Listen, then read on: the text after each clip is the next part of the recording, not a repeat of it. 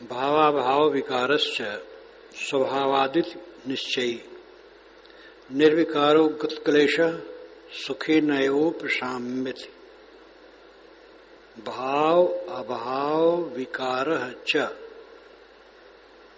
स्वभावात् इति निश्चयी। वस्तुओं का भाव होना और अभाव होना ये प्रकृति का विकार है जो स्वभावात है,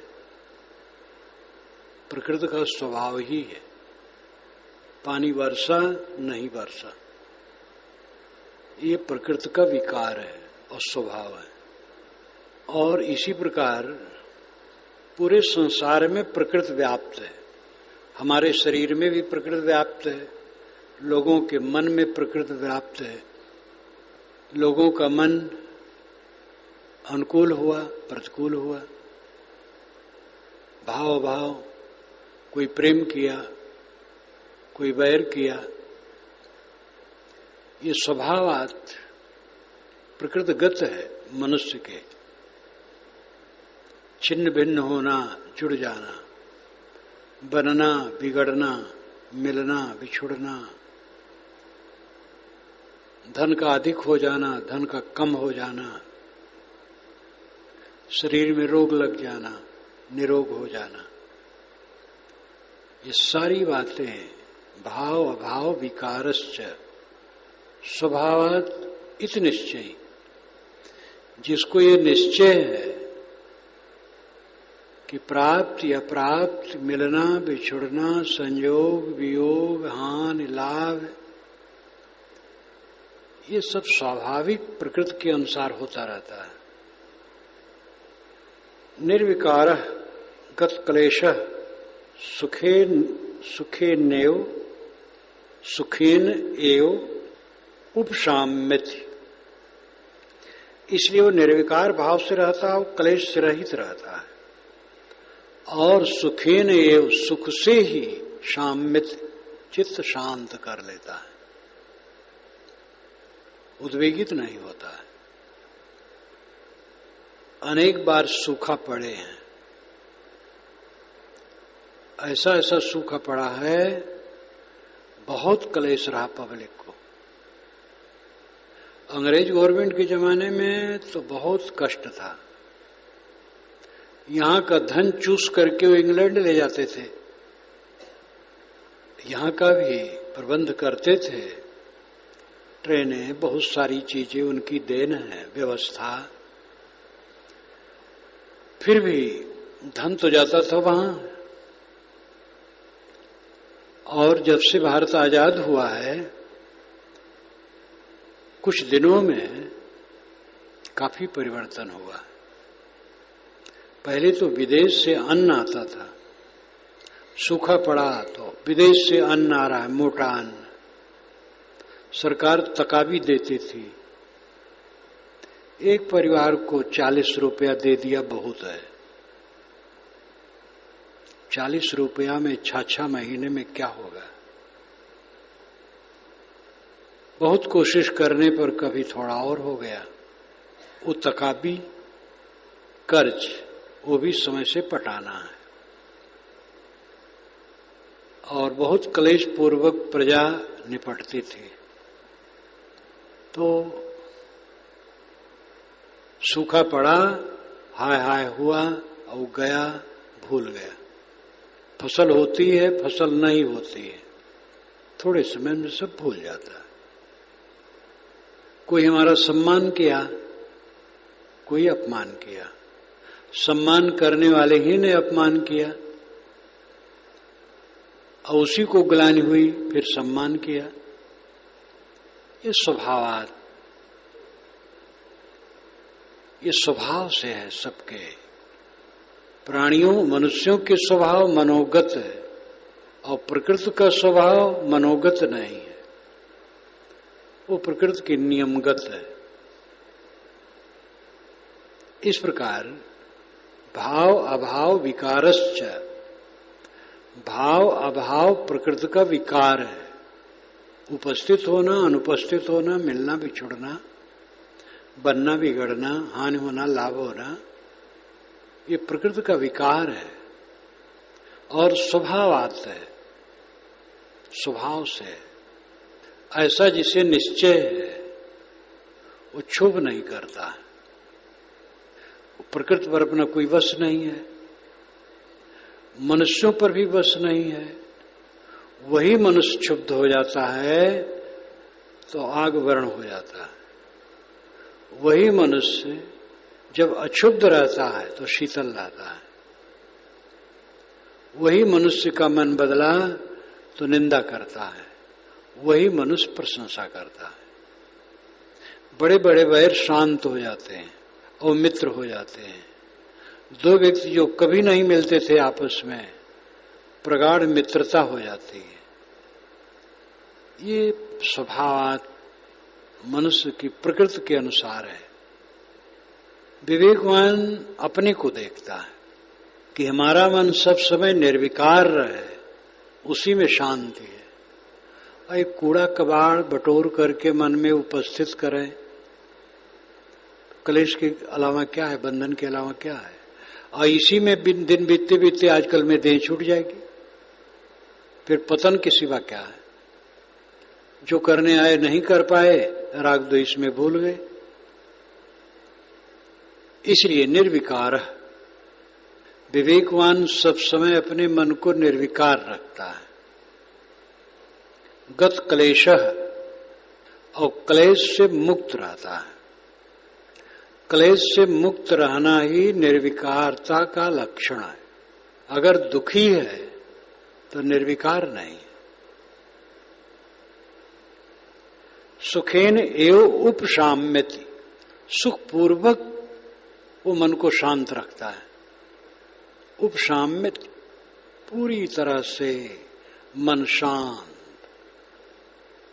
ऐसा कवच पहनना चाहिए कि उस पर कोई बाण न लगे। वो विवेक का कवच है। आपदा संपदा काले दैवा दैवेति निश्चयी तृप्त स्वस्थ इंद्रियो नित्यम न वांछित न सोचत। आपदा संपदा काले, आपत्ति काल में और संपदा काल में दैवात दैवेति निश्चयी, दैवात एव इति, दैवा दैवेति का पदच्छेद होगा दैवात एव इति। दैवात देवता से ही नहीं, प्रकृति से, प्रारब्ध से। यहां देव है, प्रारब्ध, प्रारब्ध से होता है। इति निश्चय, ऐसा जिसे निश्चय है। संपत्ति मिल गई, आपत्ति आ गई, प्रिय का वियोग हो गया, बहुत प्यारा शरीर छोड़ दिया, हाहाकार मच जाता है। सुंदर जवान, गतिशील, क्रियाशील शरीर छोड़ दिया, पूरे परिवार पर विपत्ति आ जाती है। रोते हैं लोग तो उसके लिए नहीं रोते, अपने लिए रोते हैं, क्योंकि उससे लाभ बहुत रहा। और बेकार आदमी अगर मरे तो कोई दुखी नहीं होता है। आपदा संपदा काले दैवा देवेति निश्चयी, आपत्ति और संपत्ति समय में यह जिसको निश्चय है कि प्रारब्ध से होता है। प्रारब्ध हमारा था और संपत्ति मिली, प्रारब्ध में खोट हुआ, विपत्ति मिली। कल एक बूढ़ा आया, इधर का जमुना पार का, मेरी उम्र का था, पुस्तक वहां खरीदा, बीजक व्याख्या, यहां आया तो सुनते कुछ ऊंचा थे। बिहार के रहने वाले, लेकिन 31 वर्ष से ही रहते हैं, तो उनके कुछ काम करते हैं बच्चे। वो बताया 2 ट्रैक्टर है, 6 मोटरसाइकिल दरवाजे पर खड़ी रहती है, राइस मिल और क्या क्या बताया। हमके खूब संपदाशाली हो। कहे प्रारब्ध कोई जानता है साहब, आ गया खो जाएगा, ये कोई पता नहीं। मुगल सराय के स्टेशन पर आपकी पुस्तक खरीदी थी तो पतली रही टीका वाली, तो बड़ी खरीदने आया हूं, 10 बरस से आपकी पुस्तकें पढ़ रहा, हाँ पुस्तकें पढ़ रहा हूं कहता था।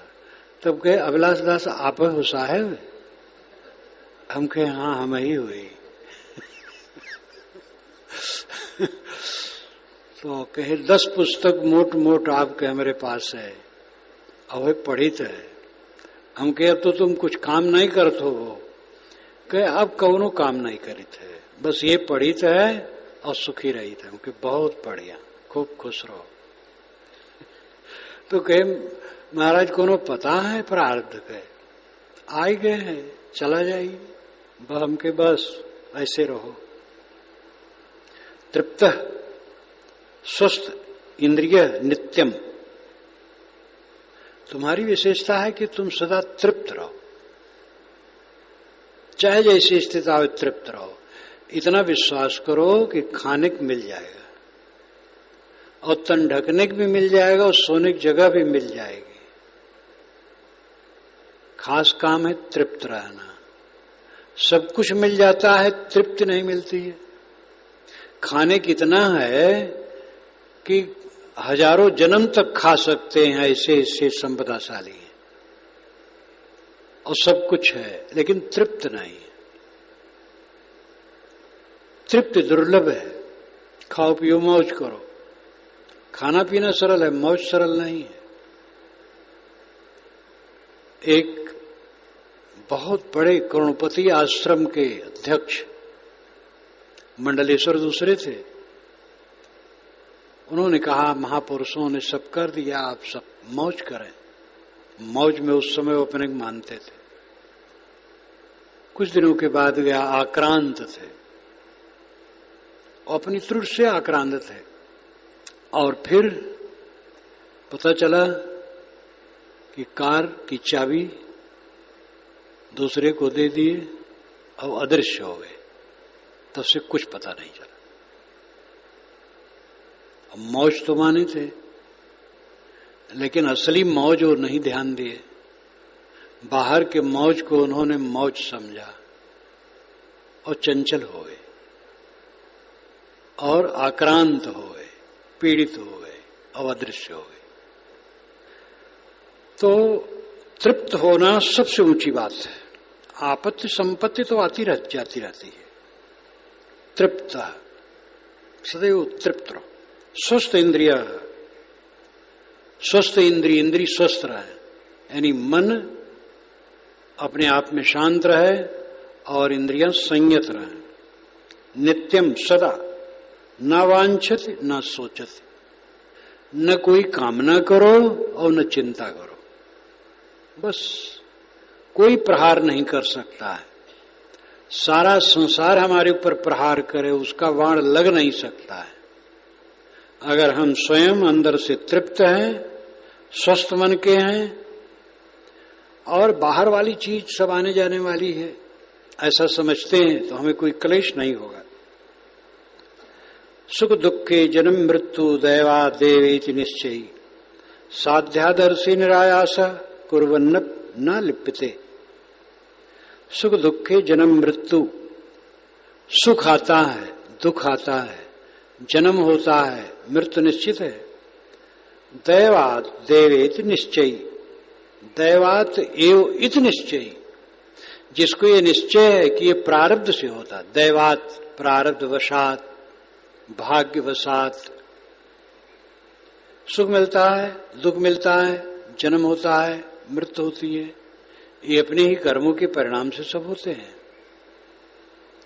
साध्यादर्शी निरायास, जो साध्यादर्शी होता है वो निरायास रहता है।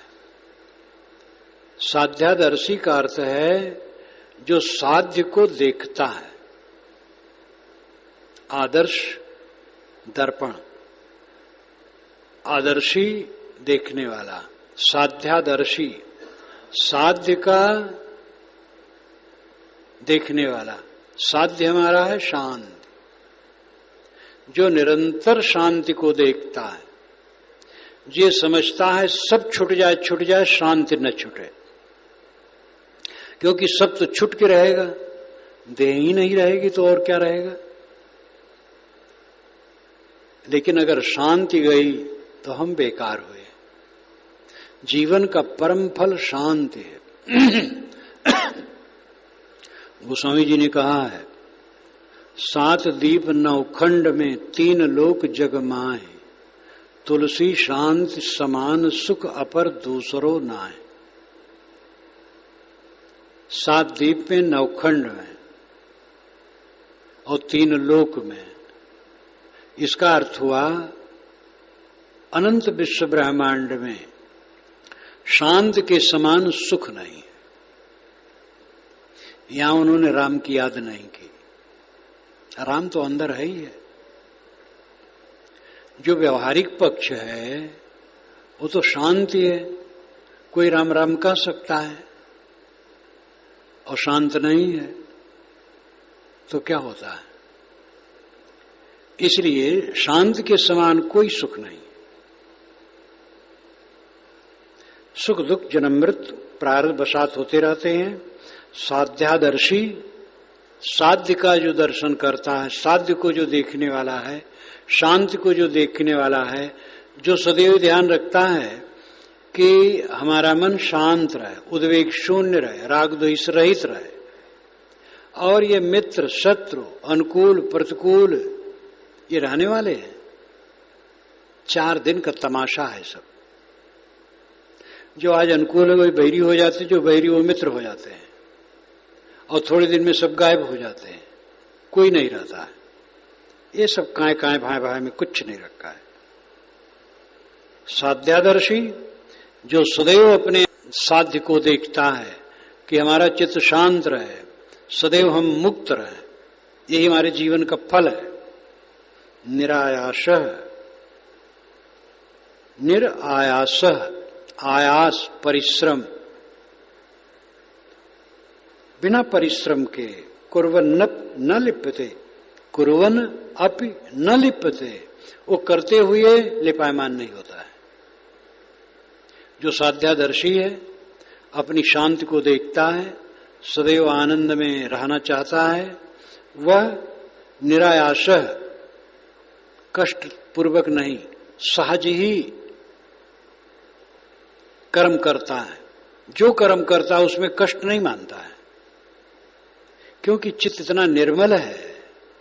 वो चाहे खेत गोड़े, चाहे हल चलावे, चाहे नाली साफ करे, चाहे कागज पत्तर का काम करे, चाहे भंडार बनावे, चाहे झाड़ू लगावे, निरायासः करता है, दुख ना मान के नहीं, खुश होकर के, आनंदित होकर के, मानो कुछ करता ही नहीं है, ऐसा उसका मन होता है। और कर्म करने में जब लगा दुख है तब तो गया, बेकार हुआ। दुकान पूजा समझे, पूजा घर, और दुकान पर बैठ करके सौदा देना ग्राहकों को, ये पूजा समझे। जो कुछ करो सो पूजा। भोजन बनावे समझे हम पूजा कर रहे हैं, कोठारी समझे हम पूजा कर रहे हैं, और दफ्तर का काम करने वाले समझे हम पूजा कर रहे हैं, बारी फुलवारी में काम करने वाले समझे हम पूजा कर रहे हैं। हर काम जो पूजा समझता है उसका काम निरायास होता है, आनंद से, प्रसन्नता से मन मगन रहता है। इसलिए कुर्वन् अपि न लिप्यते, वो काम करते हुए भी लिपायमान नहीं होता है। कर्म करता है लेकिन उसमें बंधता नहीं, कोई कामना नहीं है। चिंतया जायते दुखम नानथेहेति निश्चयी, तया हीन सुखी शांत सर्वत्र गलित अस्पृह। चिंतया जायते दुखम, चिंता दुख उत्पन्न करती है। नान्यथा इति निश्चयी, और कोई कारण नहीं है दुख का, ऐसा जिसे निश्चय है। हमारे दुख का कारण चिंता के अलावा कुछ नहीं है, और चिंता हमारी मूर्खता है। अगर कोई हमें बुरा समझता है तो इसमें चिंता करने की क्या जरूरत है? अगर कोई बात ऐसी हो तो उसके सामने बात कर लिया जाए, वो समझ जाए। वो नहीं समझने वाला है तो एक आदमी हमें थोड़े बुरा समझता, बहुत लोग बुरा समझते हैं, और हम बुरे है ही हैं। बुरा समझने वाले की बुराई नहीं है, अपने मन को मार लो, बस सुखी। चीज कम है, आपसे चीज कम वाले हैं जो हंसी खुशी से जी रहे हैं। आपके पास मोटरसाइकिल नहीं है, कितने लोगों को साइकिलें नहीं है और हंसते खेलते हैं। चिंता तो हमारी मूर्खता है। चिंतया जायते दुखम, चिंता दुख उत्पन्न करती है। न अन्यथा इति निश्चय, इसके अलावा दुख उत्पन्न करने के कारण चिंता को छोड़ करके और कुछ भी नहीं है, ऐसा जिसे निश्चय है। तया हीन सुखी शांत, तया उस चिंता से वो हीन रहता है, इसलिए सुखी रहता और शांत रहता है। सर्वत्र गलित अस्पृहा, सर्वत्र गलित अस्पृहा, उसकी इच्छाएं सब समय गली रहती हैं। गलित अस्पृहा है, सारी इच्छाएं गल गई हैं, कुछ इच्छा नहीं है, कुछ चेष्टा नहीं, कुछ कामना नहीं है। कहोगे कामना बिना रखे गृहस्थी कैसे चलेगी? वो पक्ष भी है, गृहस्थी क्या विरक्ति भी। देखो यहां विरक्त आश्रम है, यहां भी देखो ध्यान शिविर आ रहा है, उसका प्रोग्राम करना है, मकान बनवाना है, ये कामना ही है, जरूरी है, चीज है, बन जाए। तो कुछ कामनाएं होती हैं, कामनाएं वही ठीक होती हैं जो शक्ति के अंदर हो और सहजपूर्ण हो, और जो शक्ति के बाहर है, सहजपूर्ण न हो, वो ठीक नहीं। और जो व्यर्थ हो, केवल अहंकार प्रदर्शन के लिए हो, वो ठीक नहीं। सात्विक कामना हो। यहां अर्थ है अस्पृहा, जो तमाम भोगों की इच्छा है, रजोगुणी तमोगुणी विचार, ऐसे सारी स्पृहाएं गल करके नष्ट हो गई हैं, वो दुखहीन है। ना हम देहो नामे देहो बोधो अहमित निश्चय, कैवल्यमिव संप्राप्तो न स्मृत कृतम कृतम। ना हम देहो, न अहम देहो, अहम का अर्थ हम नहीं, मैं संस्कृत में, अहम संस्कृत में मैं, न अहम न मैं, देह मैं देह नहीं हूं, न मैं देह हो, मैं ना मेरा, देह मेरी नहीं है। बोधो अहमित निश्चय, बोध अहम इत निश्चय, यह निश्चय है मैं तो बोध हूं, ज्ञान स्वरूप चेतन हूं। मैं देह नहीं हूं, देह मेरी नहीं है, मैं शुद्ध चेतन हूं, निर्विकार हूं, निराकृत हूं, यानी आकृत रहित हूं, रूप रंग नहीं है, नाम रूप नहीं है, शुद्ध ज्ञान मात्र हो। कौन विकार अब रहा? अपने आत्मा का पूरा स्मरण करो तो कुछ क्लेश रह जाएगा। सारा क्लेश देह के नाम रूप को लेके चिपका है और ये क्षणिक है, आजकल में पता नहीं कहां चला जाएगा। कैवल्यम्यु संप्राप्तो, कैवल्यम्यु ग्रंथकार कहते हैं, कैवल्यम यु, कैवल्य के समान संप्राप्त होता है। जो ये समझता मैं देह नहीं हूं, मेरी देह नहीं, मैं शुद्ध चेतन हूं, वह कैवल्य के समान स्थित प्राप्त होता है। कैवल्य सीधा क्यों नहीं कहा? क्योंकि जब तक देह है तब तक ये मिश्रित है संसार, इसका भी ख्याल आता है, व्यवहार आता है, इसलिए पूरा कैवल्य नहीं रहता है, कैवल्य के समान रहता है। और ये कैवल्य के समान कैवल्य ही है, जिसको निरंतर बोध है मैं अकेला हूं, मेरा कोई नहीं है और कुछ नहीं है। ये समझने में कोई कठिनाई नहीं है, सब मर मर के जा रहे हैं छोड़ छोड़ कर। और जो जीवित हैं उनकी आंखें बंधी हुई हैं, देख नहीं पा रहे हैं, देखते हुए नहीं देख पा रहे हैं। विवेकवान देखता है कि कुछ किसी का नहीं है, यही सच्चाई है। यह सच्चाई जब निरंतर सामने रहती है तो कैवल्य हो जाता है। कैवल्य नाम अकेलापन। सदैव उसका अकेलापन अनुभव होता है, मैं अकेला हूं। ना अस्मरति अकृतम कृतम, वो अकृत और कृत का स्मरण नहीं करता है। क्या किया, क्या नहीं किया, क्या कर पाया, क्या नहीं कर पाया, दिमाग में झंझट नहीं लाता है। जो कर पाया कर पाया, नहीं कर पाया नहीं कर पाया। करने की कोई इति है? काम बाकी रह जाता है, आदमी मर के चला जाता है। वह धन्य है जिसको लगे मुझे कुछ करना बाकी नहीं, सब हो गया। उसी को कृत्य कहते हैं। कृत्य, जो करना था कर लिया। शरीर है तो सेवा करना कर्तव्य है, जो बन सके कर दे। लेकिन अपने लिए कुछ करना बाकी नहीं रहा, अब कुछ पाना नहीं रहा, कुछ जानना नहीं रहा, कुछ होना नहीं रहा। होते जानते पाते देखते सुनते तो आज ही जा गए।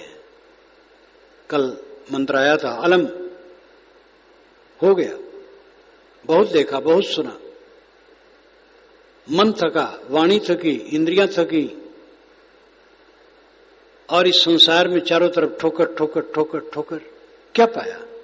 इसलिए अलम, बस पूरा हो गया। नानाश्चर्यमिदं विश्वम न किंचित निश्चय, निर्वासना अस्फूर्ति मात्रौ न किंचित साम्यति। नाना आश्चर्यमिदं विश्वम, नाना आश्चर्यम इदम विश्वम, इस विश्व में नाना आश्चर्य जगत जनित घटनाएं घटती हैं। विदेश में कहां लावा फूटा था और यातायात बंद हो गया था हवाई जहाज का, बहुत दिनों तक सब परेशान थे।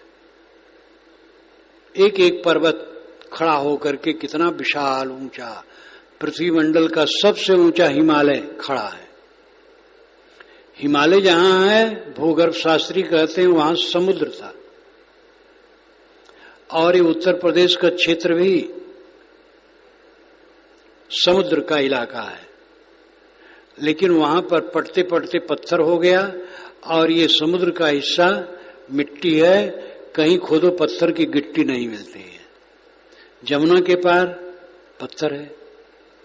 तो चांद सितारे, तमाम दृश्य प्रपंच, ये नाना आश्चर्यम इदम विश्वम न किंचित निश्चय, निश्चित है जिसको कि कुछ नहीं है। और इसमें ये भी बात है कि जिसके लेखक हैं वो ये मानते हैं तीनों काल में जगत नहीं है। इस पर जोर स्वामी शंकराचार्य के बाद ज्यादा पड़ा है। वेद में ये भावुकता की बात काव्य में आता है कि ब्रह्म जगत बन गया, ब्रह्म ही जगत हो गया। वो काव्य है, भावुकता है। उसी वेद में लिखा है प्रकृति से जगत बनता है और प्रकृति नित्य है। को ददश प्रथम जायमानम स्तनवंतम यदि अनस्था विभर्त, जो अनस्था है, हड्डी रहित है, वह सूक्ष्म प्रकृति पार्थिवता रहित, उसको उत्पन्न होते किसने देखा है? वही हड्डी वाली सृष्टि को धारण कर रखी हड्डी अस्थि आता है। यानी यहां हड्डी का अर्थ है पार्थिवता, पिंडपन। तो ये तमाम पिंड, तारे, पृथ्वी, सूरज, सब ये सब किससे हैं? सूक्ष्म प्रकृति से हैं, जो अनस्था है, हड्डी रहित है, सूक्ष्म है अत्यंत। सूक्ष्म प्रकृति से सारा विश्व विस्तृत है। उस सूक्ष्म प्रकृति को उत्पन्न होते किसने देखा? भूमि से असृत ये पैदा हो गए। भूमि नाम प्रकृति, उससे अस और असृत यानी प्राण और रक्त पैदा हो गए। सूक्ष्म शरीर और स्थूल शरीर पैदा हो गए। आत्मा को असित, आत्मा क्या है? वो कहां से आ गया? को विद्वान मुबगात पृष्ठमेतत्, इतनी बात जानने के लिए विद्वान के पास कौन जाता है? जैसे आज वैसे उस समय की बात है। वे भी समझते हैं कि विद्वान ज्ञानी के पास आत्मा को जानने वाले बहुत कम है। तो यहां पर सूक्ष्म प्रकृति को नित्य माना है। इसीलिए भूत्तो आप सृजमाने समाश्रुति ही निश्चितम युक्त युक्तम च यत्तद्भूत नेत्रेत। ये गौड़पाद ने कहा, मांडूक कारिका में 215 श्लोकों की मांडूक कारिका है, बहुत प्रांजल है और वही आधार है स्वामी शंकराचार्य जी के समस्त सिद्धांत और भाष्य का। ये सभी विद्वान जानते हैं। तो स्वयं गौड़पाद कहते हैं कि भूत से अभूत से दोनों से सृष्टि के विषय में वेदों में कथन है। निश्चितम युक्त युक्तम च, जो निश्चित है युक्त युक्त है, यत्तद्भूत नेत्र वैसे होता है, दूसरे ढंग से नहीं होता है। लेकिन उनकी बात का प्रयोग नहीं हुआ। एक ही बात कही जा रही है कि जगत तीनों काल में नहीं है, खाली ब्रह्म है। विवेकवान कहते हैं जगत तीनों काल में है अपनी जगह पर, जगत तीनों काल में, मेरी आत्मा में नहीं। इसलिए ये नाना आश्चर्यमय जगत मेरे में किंचित भी नहीं है, आत्मा में बिल्कुल नहीं है। निर्वासना अस्फूर्त मात्र, अस्फूर्त मात्र ये है। अस्फूर्त नाम स्मरण, स्मरण होता है तो जगत हमारे सामने होता है, सुसुप्त में ये भूल जाता है। इसलिए आत्मा में जगत तीनों काल में नहीं है। ऐसा जान करके निर्वासना, वह वासना से हीन हो जाता है। और न किंचित इति साम्यति, ये जो कुछ प्रपंच है हमारे सामने कुछ भी नहीं है, मैं असंग शुद्ध बुद्ध निर्मल हूं, ऐसा उससे निश्चित हो जाता है और साम्य उसका मन शांत हो जाता है। काय कृत्या सह पूर्वम ततो वाग विस्तरा सह अथ चिंता सह तस्मात् एवं एव अहम अस्थितः। काय कृत्य असह पूर्वम, पूर्वम नाम पहले।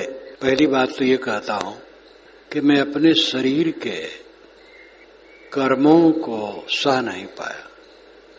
मेरे शरीर के कर्म असह हो गए। ऋषि ये नहीं कहते हैं कि दूसरे के कर्म ने मुझे दुख दिया, अपने कहते, अपने शरीर से मैंने ऐसा ऐसा किया जो दुख हुआ। राग द्वेष जनित कर्म जितने हैं उद्वेग उत्पन्न करने वाले, वो असह हो गया, समझ में आया, असह हो गया।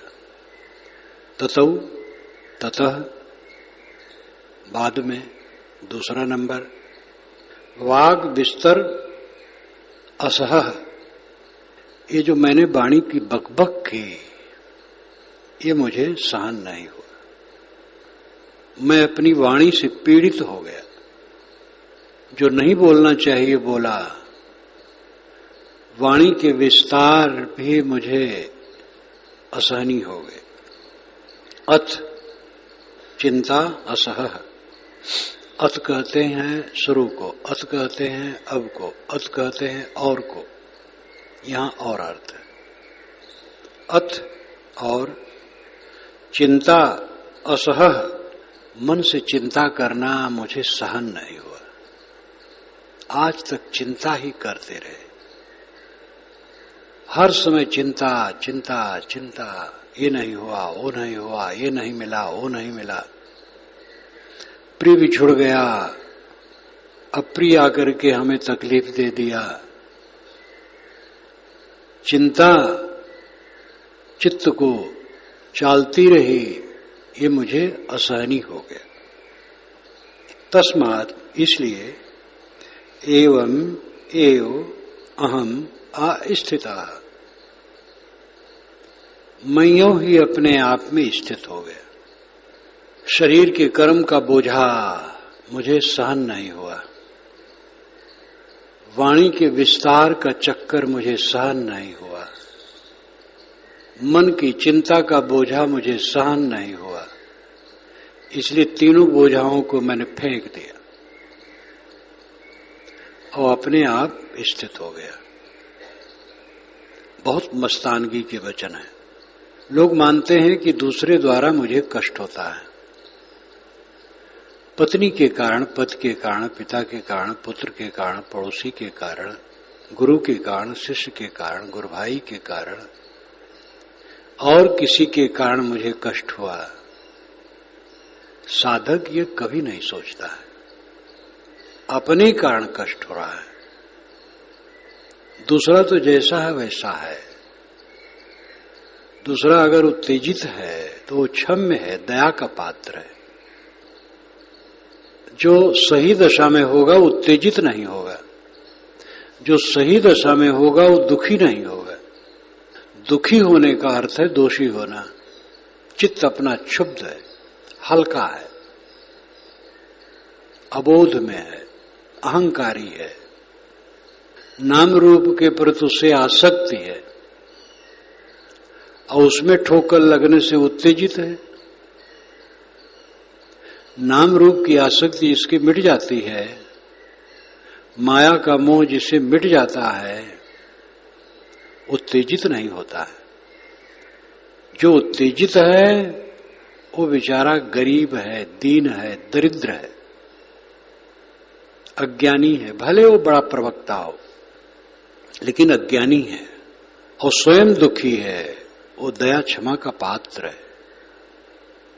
ज्ञानोदय का मतलब ज्यादा जान लेना और बोल लेना थोड़े है। लिख लेना भी, बहुत पुस्तक लिख ले और रानिम न रहे, दूसरे खित होगा, अपना नहीं होगा।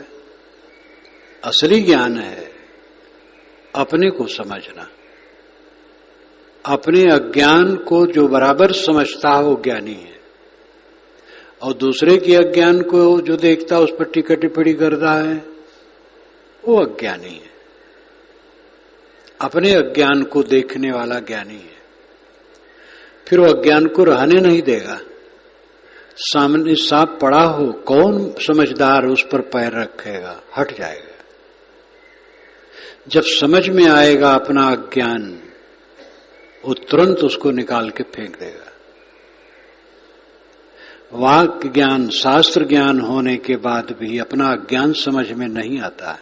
तब आता है जब आचरण करना शुरू किया जाता है, साधना की जाती है, तो साधना करते करते अपना अज्ञान समझ में आता है।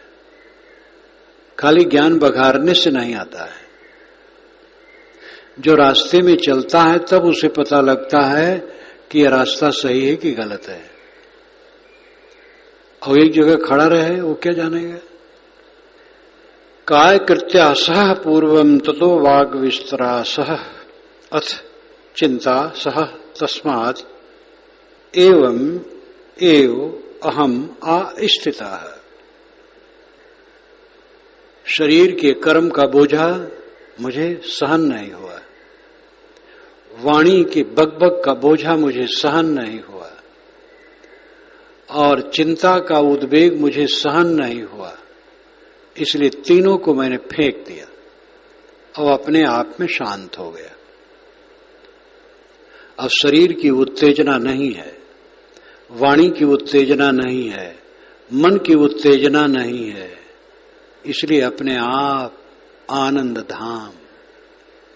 प्रीत्य भावेन शब्दादेर दृश्यत्वेन चात्मनः, प्रीत्य भावेन शब्दादेर दृश्यत्वेन चात्मनः विक्षेपैकेकाग्र हृदय एव मेवाह मां स्थितः।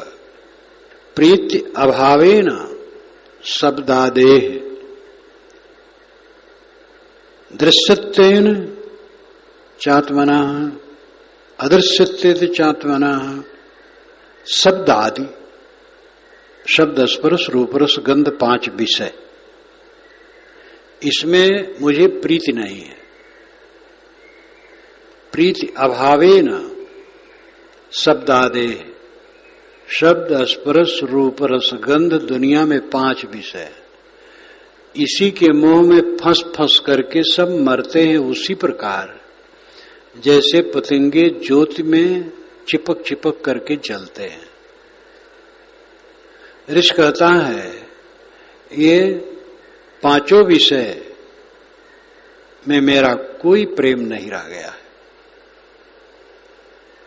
अदृश्यत्वेन चात्मनः च आत्मनः अदृश्यतेन, आत्मा अदृश्य है, उसको देखा नहीं जा सकता है।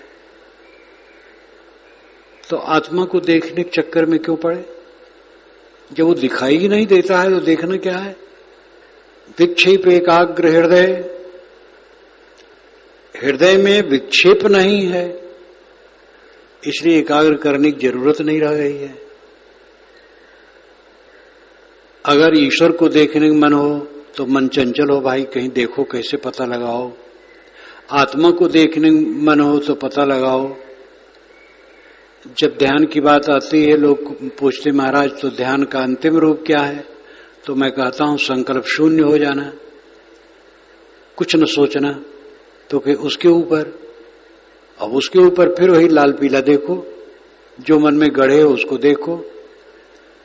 तो लोगों की बुद्धि तो तमाम प्रपंचों में फंसी है। शास्त्रों में भी ऐसी ऐसी उलझन की बातें भरी हैं और वही सब पंडित महात्मा कहते रहते हैं। तो दृश्य में ही लोग उलझे रहते हैं, साधना भजन के नाम पर ही दृश्य में ही उलझे रहते हैं, उस अदृश्य अवस्था तक पहुंचते ही नहीं। क्योंकि वैसे बोधवान गुरु भी कम, चर्चा भी कम, समझ भी कम। तो पहली बात तो है कि पांचों विषयों के प्रति मेरे मन में प्रेम नहीं है। अब आत्मा अदृश्य है, उसको देखने में मुझे लालसा ही नहीं है। विक्षेप है एकाग्र हृदय, हृदय में कोई विक्षेप नहीं रहा। जब पांचों विषयों में प्रेम नहीं है तो विक्षेप कहां है, चंचलता कहां है? अध्यात्म की बात में परमात्मा को देखो, तो परमात्मा को देखो क्या, वो तो अदृश्य है। तो उसके लिए भी चंचलता नहीं कि परमात्मा को देखना है। एवं एव अहम अस्थितः, इसलिए मैं अपने आप में शांत हूं। अपना आपा ही तो परमात्मा है, वही आत्मा है। और देखने की बातें नहीं, वही तो दृष्टा है देह संबंध में।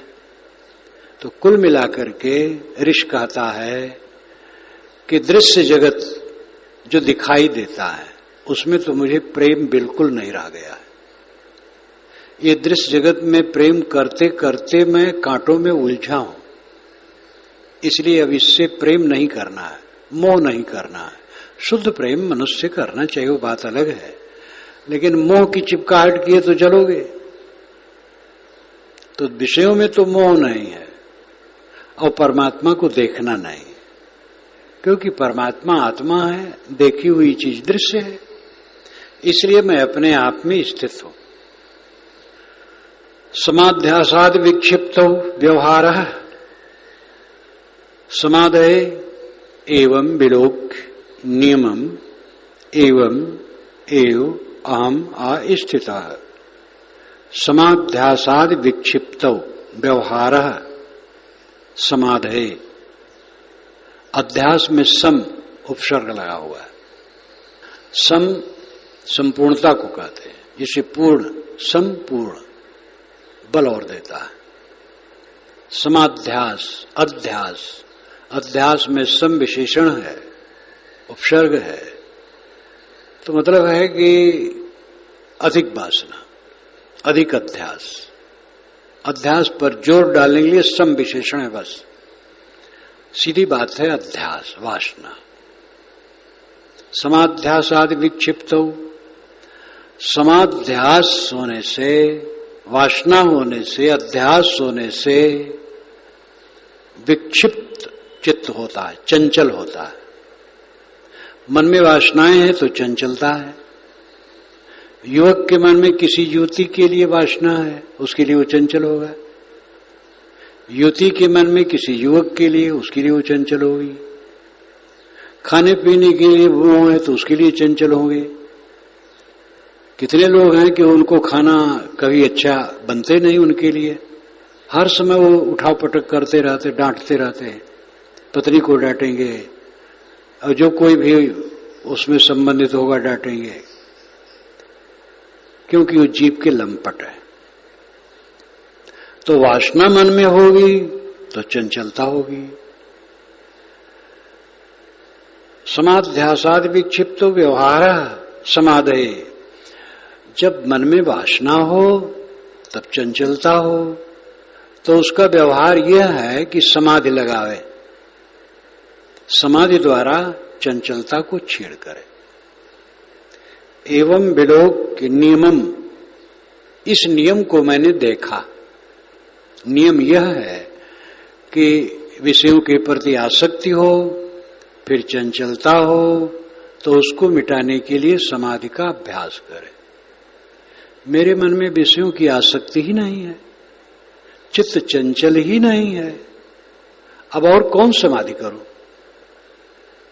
इसलिए एवं एव अहम अस्थिता, इस तरह में स्वयं अपने आप स्थित हो, तो यही तो समाधि है, तो सहज समाधि। इन मंत्रों का कर्ता मस्तानगी में सब बातें कहता, पूरा मस्त है, बात वही कहता है, लेकिन कहता है कि पूरा है, अब वासना है ही नहीं, चंचलता है ही नहीं, तो उसका व्यवहार समाधि लगाने की जरूरत ही नहीं रह गई है। क्या समाधि करो जब कुछ हलचले नहीं है, सब समय समाधि है। अब इसकी कोई नकल कर ले, देखो लिखा है सब समय समाधि, समाधि क्या करे? तो वो देखे मन में चंचलता है कि नहीं, पूरा है। जो पूरा भी होता है वो भी जब बैठता है तो फिर चित्त में मिश्रण नहीं होता है। समाधि में पूरा समाधि लग गई, पूरी समाधि लग गई तो चित्त में अन्य स्मृतियों का मिश्रण नहीं होता है, लेकिन व्यवहार में अन्य स्मृतियों का भी मिश्रण हो जाता है। फिर भी जो सहज समाधि में सब समय है उसका तो बेड़ा पार है। कहने का अर्थ यह है कि मैं सब समय समाधि में हूं।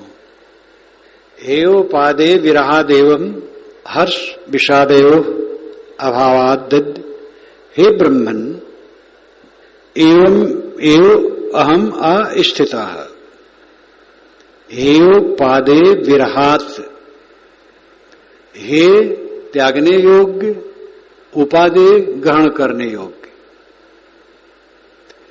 ये त्यागना है, ये ग्रहण करना है। विरहात इससे अलग है। एवं इसी तरह हर्ष विषादयो अभावात, हर्ष और विषाद का अभाव है। मुझे न कुछ त्याग करना रहा न ग्रहण करना रहा, इसलिए अब न हर्ष रह गया न शोक रह गया। क्या त्यागूं? कुछ मेरा है ही नहीं, और क्या ग्रहण करो? पकड़ते पकड़ते अनादिकाल से पकड़ रहा हूं, लेकिन कुछ हाथ में रहता नहीं। जो पकड़ता हूं फिसल जाता है, फिसल जाता है।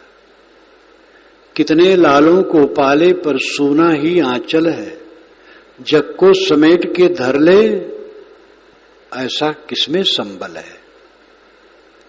कितने लालों को पाले लेकिन आंचल सूना रहा। जगत को समेट करके अपने में रख ले, ऐसा बल किसमें है। समेटते समेटते तो हम दुखी हैं, पकड़ते पकड़ते दुखी हैं। अब पकड़ना छोड़ दिया, कुछ नहीं पकड़ना है। असंग शांत स्वयं स्थित। एव पादे विरहात एवं हर्ष विषादयो अभावात, न कुछ त्याग करना रहा न ग्रहण करना रहा, इसलिए न हर्ष है न विषाद है। जीवन है, खाना पीना पड़ता है, व्यवहार में तो कुछ पकड़ना कुछ छोड़ना पड़ता है, लेकिन मन में उसके लिए अब राग नहीं रह गया है। मैं कुछ पाऊं ये चेष्टा नहीं है, और मैं त्यागी हूं ये तो अधकचरेपन में होता है मैं त्यागी हूं। त्यागी क्या हूं? अगर फोड़े का ऑपरेशन करा लिया और मवाद निकलवा दिया तो इसका ढिढोरा पीटूं कि मैंने फोड़े का ऑपरेशन करवाया है, मवाद निकलवा दिया, इतना बड़ा त्यागी हूं? अरे दुख दे रहा था मवाद और चिरवा करके निकलवा दिया डॉक्टर से। तो इसमें अहंकार क्या है? काम क्रोध लोभ मोह राग द्वेष अहंकार, ये सब मुझे मवाद बन के जला रहे थे, इनको निकाल दिया। त्यागी में क्या हूं? त्याग का घमंड महामूर्खता है। पुराणों को पढ़ो, त्याग को लेकर के जो अहंकार, इसी पर तो रहने की बात आई है। महाभारत में आता है, एक तपस्वी तपस्या कर रहे थे, तपस्या उनकी खूब प्रज्वलित हो गई। पेड़ के नीचे बैठे थे, ऊपर से पक्षी ने बीट कर दिया तो कुपित हो गए, ताकि उसको तो जल करके वो भस्म हो गई चिड़िया। तब उनको लगा कि मेरा तप पूरा हो गया। गए भोजन के लिए, भिक्षा के लिए, भिक्षामदेहि खड़ी हुई एक दरवाजे पर। एक स्त्री, नारियां ही भिक्षा का बराबर लाती हैं, वो अपने पति की सेवा में कुछ थी, जल भोजन दे रही थी, उसको दे करके देर में वो भिक्षा लेके आई। तो अब वो आंख गुरेरने लगे उसके ऊपर, इतनी देर तक मुझे खड़ी है। तो उसने कहा, बाबा मैं पति की सेवा में थी, वो जंगल की चिड़िया में नहीं हूं, मुझे जला दोगे। तो कांप हुए। ये महाभारतकार ने तपस्वियों के अहंकार को चूर करने के लिए लिखा है। किसी की ताकत से चिड़िया जल नहीं जाएगी। कोई कितना तपस्वी हो तो ताके की चिड़िया जल जाएगी, ये सब कुछ नहीं होता है। एक उपोद्घात है कि तुम्हारी तपस्या किस काम की जब क्रोध नहीं गया है। मैं त्यागी हूं ये समझना ही अभी त्याग हुआ नहीं है। पूरा त्याग होने पर तो जीवन सम हो जाता है। त्याग किसका? टट्टी पेशाब का त्याग कर दिए तो प्रचार करने जाऊं मैंने टट्टी पेशाब का त्याग किया है। जो त्यागना है वो सब कूड़ा कचड़ा है, टट्टी है। क्रोध काम लोभ मोह राग द्वेष चिंता उद्वेग सब टट्टी पेशाब है, और उसका त्याग किया तो अहंकार कैसा? नकलीपन में अहंकार आता है, असलीपन में नहीं आता है। तो न तो त्यागना मुझे रहा, न ग्रहण करना रहा, इसलिए न हर्ष रहा न विषाद रहा। साथ जीवन चल रहा है। और हे ब्रह्मन, शिष्य को ऋषि ब्रह्मन कहता, हे ब्रह्मन, हे महान, तू अपने को तुच्छ मत समझ, तू महान है। एवं एव अहम अस्थिता, मैं इस तरह अपने आप में शांत हूं। आश्रमानाश्रमम ध्यानम चित्त स्वीकृत वर्जनम। आश्रमानाश्रमम ध्यानम चित्त स्वीकृत वर्जनम विकल्पम मम विक्षेत तेरे मेवा मां स्थिता। आश्रम अनाश्रमम ध्यानम चित्त स्वीकृत वर्जनम विकल्पम मम वीक्ष। आश्रम और अनाश्रम संसार में होते हैं। वर्ण व्यवस्था के अनुसार हिंदुओं के मार्ग में आश्रम व्यवस्था है, ब्रह्मचर्य गृहस्थ वानप्रस्थ संन्यास। लेकिन बौद्धों जैनों में, इस्लामियों में, ईसाइयों में, यहूदियों में ये नहीं है। तो अनाश्रमम, लेकिन सबका ध्यानम, सबके अपने अपने ध्यान कर्मकांड कुछ प्रक्रियाएं हैं। चित्त स्वीकृत वर्जनम, चित्त से कुछ स्वीकारना और कुछ हटा देना, ये विधान है। मन से ये ग्रहण करो, ये न ग्रहण करो। खाद्य का विचार अनेक मार्गों में मांस के लिए भी है। मनुस्मृति में ही मांस में कौन मांस खाना चाहिए कौन नहीं खाना चाहिए ये विधान है। पंच नखा भक्षा, 5 नख वाले खाने योग्य हैं। और इस प्रकार चित्त स्वीकृत वर्जनम, कुछ स्वीकार करना कुछ त्याग देना। विकल्पम, विकल्प है, संशय है, संदेह है नाना मतमतांतरों में। मम वीक्ष, मेरे द्वारा ये देख लिया गया है, मैंने समझ लिया है। आश्रम विधान वालों का ध्यान, कर्मकांड, पूजा पाठ और ये सब समझ लिया है। और जो अनाश्रम वाले हैं उनका भी पूजा पाठ सब समझ लिया है। और जो नाना मतों में चित्त स्वीकृत वर्जनम, मन से स्वीकारना अथवा छोड़ देना, ये विधि निषेध है, उसको भी मैंने समझ लिया है। और विकल्पम, जो इनमें सब में संदेह तमाम है, उसको भी मैंने देख लिया है। मम वीक्ष, मेरे द्वारा ये देखा जा चुका है।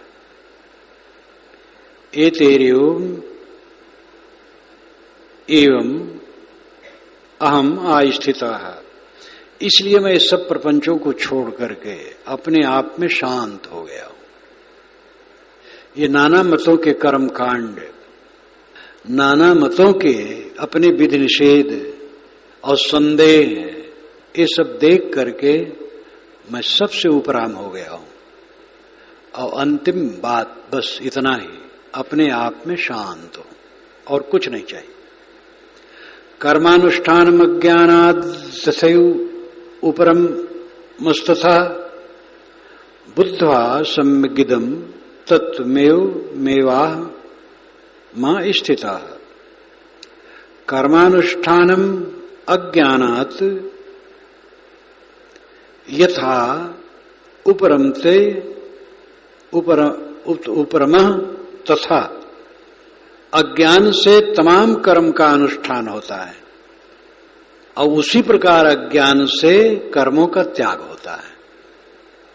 संसार में देखा जाता है, कोई कह दिया ये यज्ञ करो ये काम लाभ होगा, ये पूजा करवाओ ये लाभ होगा, तो अज्ञान से तमाम कर्मों का अनुष्ठान लोग करते हैं। और जब उसमें लाभ नहीं होता है तो पुरोहित कहता है इसको न करके इसको करो, तो उसको छोड़ देता है, तो दूसरा करता है।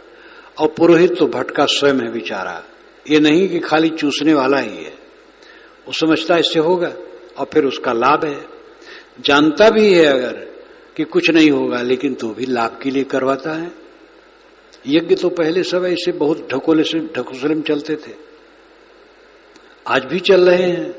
मैं एक बड़े नगर में था तो एक सज्जन ने बताया, एक खरबपति सेठ के बच्चे नहीं हैं। उसका बच्चा तो है लेकिन उसके बच्चे नहीं। कई पंडित मोटी मोटी रकम का वेतन उनको देते हैं और हर दिन वहां पूजा पाठ और कर्मकांड चलता है और वह आशा दिए रहते हैं, लोग लटके रहते हैं। तो अज्ञान से कर्मों का अनुष्ठान होता है और अगर अज्ञान से ही उसका त्याग होता है तो दूसरा कर्म अनुष्ठान कर लिया जाता है। बुद्ध्या सम्यगिदम तत्वम, सम्यक रूप में इन तत्वों को मैंने समझ लिया है, इसलिए कर्मकांड के चक्कर में मैं नहीं पड़ता हूं, अपने आप में सदैव स्थित हूं और कुछ नहीं चाहिए बस।